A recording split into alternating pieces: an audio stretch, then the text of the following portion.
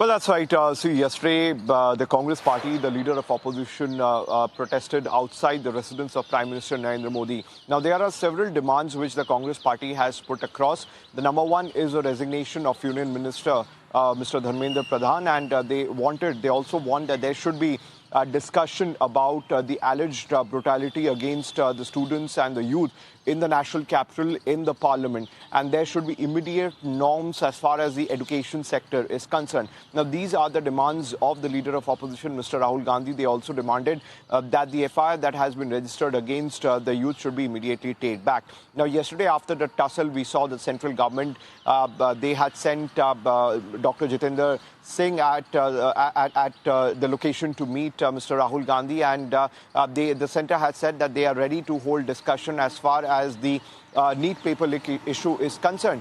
Meanwhile, the politics over it is continuously increasing. We had seen yesterday the Samajwadi Party, the NCP Sharad Pawar faction, as well as the other political parties like the Trinamool Congress extended their support to leader of opposition, Mr. Rahul Gandhi. And they say that the parliament has to function because when the parliament resumes today on Wednesday, there's going to be huge chaos both from the opposition as well as the centre side, because the opposition has made its point very clear that they want discussion on the current situation, because these are issues which are concerning for the general public, and that is what Parliament for, to address the issues of the general public, and that is the reason why the opposition wants that discussion should take place in the Parliament. And they have also met Lok Sabha Speaker Om Birla to discuss this issue, but that meeting did not yield any sort of concrete result. And Sonam Wangchuk has been continuing with his hunger strike. Yesterday, the centre had sent Dr. Jitendra Singh as well as JP Nadda to meet him, and this outreach had come in